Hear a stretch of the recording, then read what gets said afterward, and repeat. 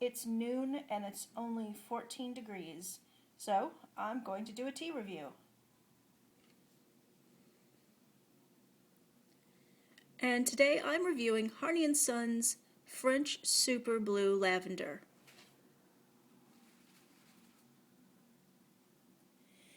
Here is a teaspoon of the tea itself in dry form. You can see it has a blue tint to many of the leaves. At least I hope you can see it has a blue tint.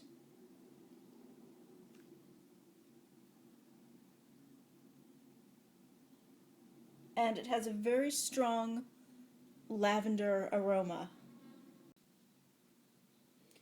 The tea is highly perfumed and I can still smell it in the air. Let's give a little taste. Oop. Okay. The leaves themselves are very perfumed. It's a blend of dry lavender with a little bit of lavender oil. So it has a very strong taste dry. So I don't recommend eating the leaves dry. Not that anyone would. But once you get over the initial blast of lavender, you can taste tea underneath. It's a very light taste of tea. So let's brew up a cup and see how it looks. Directions are to brew for 5 minutes, so I will be back in 5. Well, here's the tea after brewing. I actually let it brew about 7 minutes. It has a light blue hue, as you can see. Very, very pale.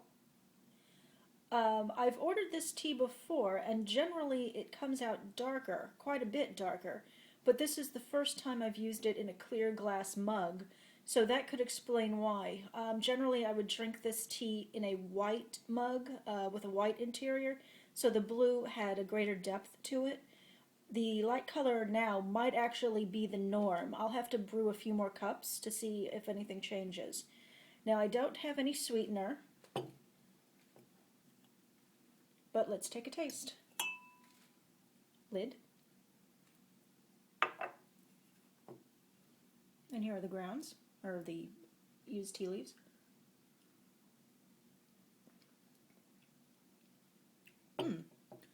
Alright, the lavender flavor is definitely there.